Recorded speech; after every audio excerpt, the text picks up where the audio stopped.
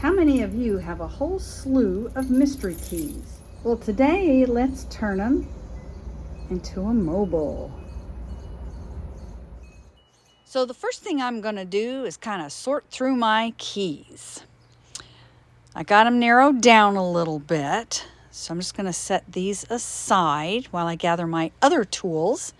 I'm going to use an old guitar string, so we have some more recycling going on here. And of course, I need my round nose pliers, my wire cutters, my flat nose pliers. I might need some other tools too, but this will get me started. I'm going to use 20 gauge aluminum wire and beads.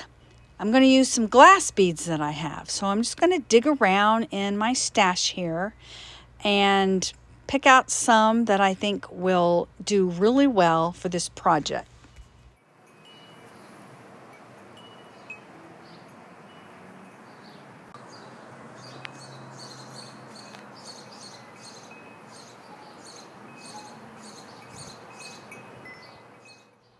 So I found these glass beads that look like fish. They're going to be perfect. And then I'm just going to go through these other beads and try to match them to the fish beads.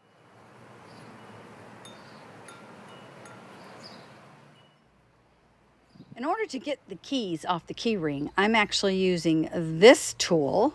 It's a split ring plier, and it makes it so much easier to get things off of keychains or split rings or put them on.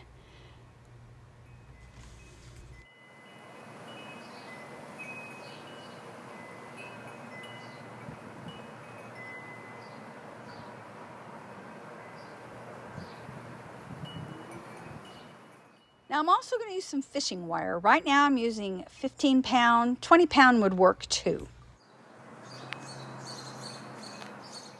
Now to put the beads onto the fishing line.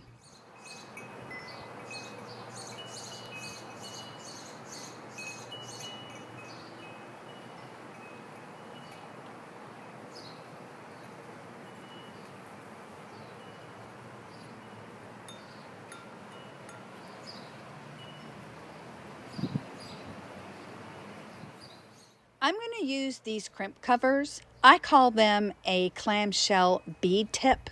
That's what they were called back in the day when I first started making jewelry. But this just finishes the end of these beaded strings that I'm making. All you do is you put the clamshell bead tip onto the wire and tie a couple of knots. Since this is 15-pound test line, I'm going to tie 3 knots. I just want to make sure the knot's going to be big enough. And once I get my knots on top of each other, I'm just going to feed it into the opening and gently close it up.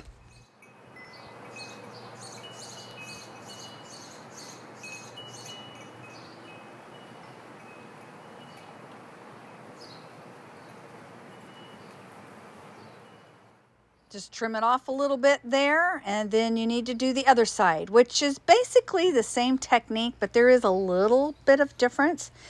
I usually use a straight pin or some type of a needle to feed the knots into the opening of that bead cap, or bead tip rather. And anyway, you'll see how I do it here in just a second.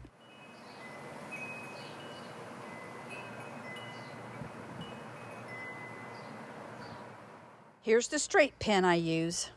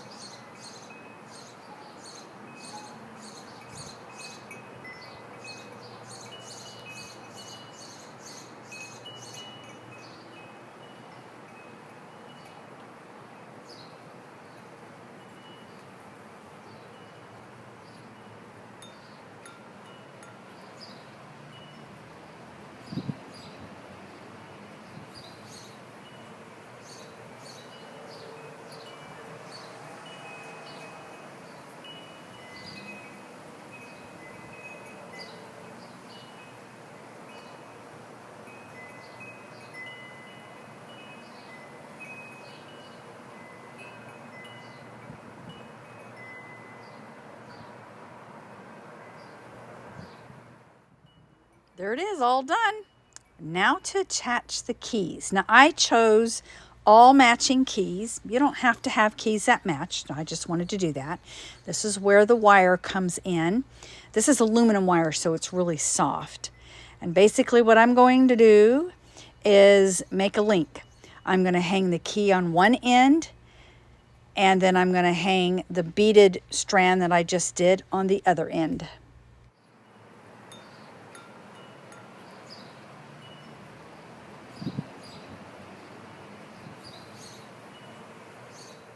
Now, one thing you want to make sure is that you have a big loop so it will dangle. If you get it too tight, you're not going to have a good dangle.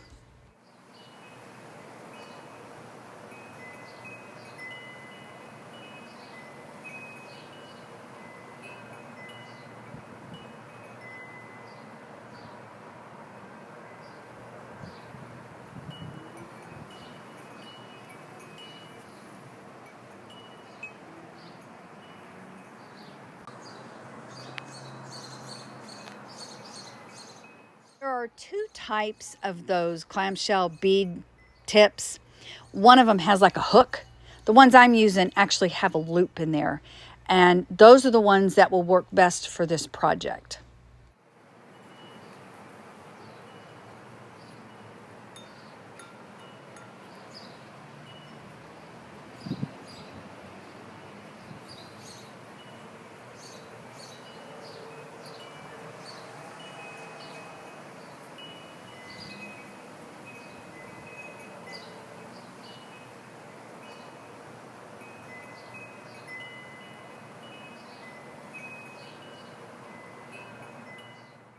Once you get all the wire wrapped around, you need to clip it and tuck the wires in so you don't have anything poking out.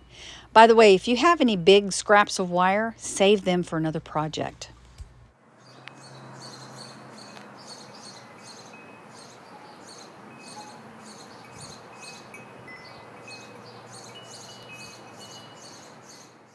One down, now to do the rest. Here's one done, two done, three done, number 4 done, 5, 6, 7. Now to tackle the guitar string. So again, I'm going to use my 20 gauge aluminum wire, and I'm just going to wrap it around this. I want to make sure the two ends stay tucked in. And I just measured probably 2 feet. No, actually it was probably a yard. I measured about a yard. And I'm just going to start at one end and just make sure that is wrapped tightly. And then I'm just going to go in one direction until I get to the other end. Now, this end right here of that wire right there, make sure that when you do some wrapping, you're going to wrap over it and tuck it in. I usually use pliers to squeeze it a little bit and then just cover it up with wire. Now, when you get to the other end of the guitar string where that's sticking out, again, you want to just wire around there, tucking it in. Make sure it's not poking out and scratching anybody. Now I am going back around and I'm going to tuck it in, and now I'm just laying out my project. And I got to figure out what type of cording to use to hang my beaded keys. To be honest with you, I don't remember what kind of cording this is, but you could use hemp. You could use maybe some waxed cording. This is 2 millimeters thick. I do have wax cording, but it's only 1 millimeter thick, and I don't think it's going to be strong enough, so that's why I didn't use it. Now, once I get my spacing out, I just put the cording on there, and then I'm going to do an overhand knot. That way they don't slip around. If you didn't catch how I put these pieces of cord onto the guitar string, back it up and rewatch it again. Like I said, this cording is 2 millimeters. It's not going to fit in that little bitty hole, so we're going to use jump rings. And I'm going to show you how to open a jump ring. You want to make sure you do it right, or you're going to have a weakened jump ring. Don't open it like this. You want to open it like that.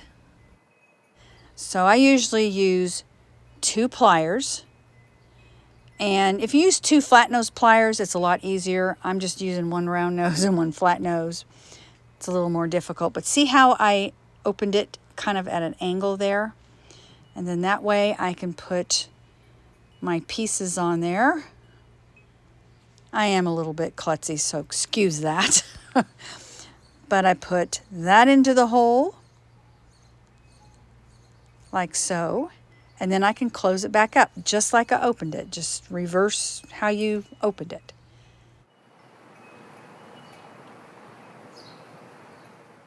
Now I'm going to lay my project out. I have several of these beads that are the same color, and I don't want them next to each other like the 2 greens. I want them separated. I have the 2 clear, want those separated. So I'm just going to lay them out to get a visual idea, and I may switch them around a little bit.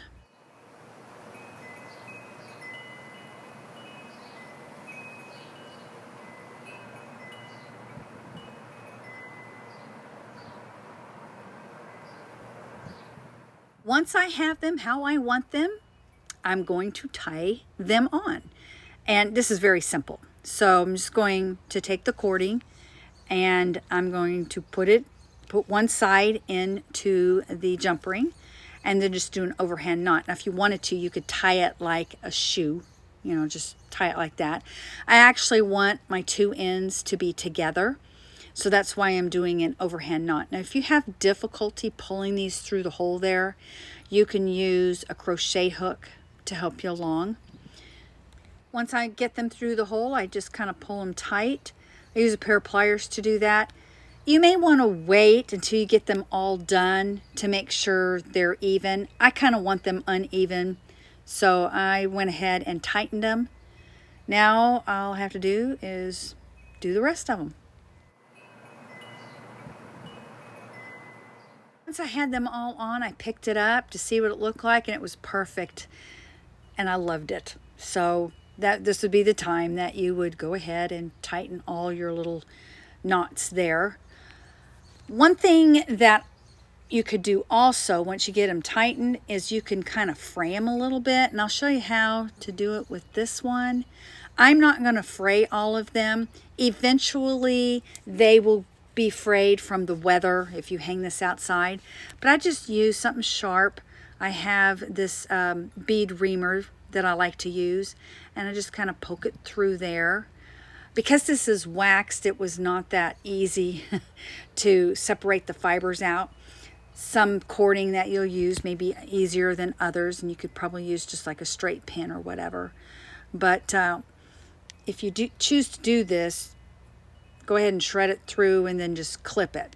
I went ahead and clipped them, and now I got to figure out how I'm going to hang this thing. By the way, if you can't tell, I'm kind of making this up as I go. So this is more of a design with me. I think what I'm going to do is I'm going to take some of that 20 gauge wire. I probably have a couple of feet there.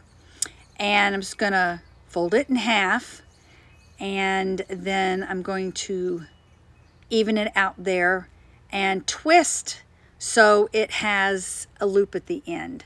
Before I do that though, I just looped one end around the guitar string just to hook it in, and then used my flat nose pliers to tuck in the pokey part. And then I want to go directly across. You want to make sure you go directly across, because if it's one side or the other, you may have a lopsided mobile.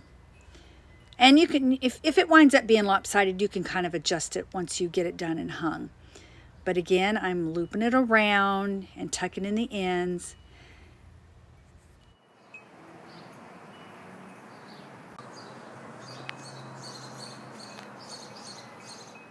Here's where I'm making that loop I was talking about. I'm just gonna twist, and we have a loop so we can hang it on a nail or a hook. Now to find a place to hang it. So I have it all finished. One thing, I had to kind of adjust the top here because it was leaning a little bit. So depending on the weight of everything, you want to make sure you distribute your weight evenly.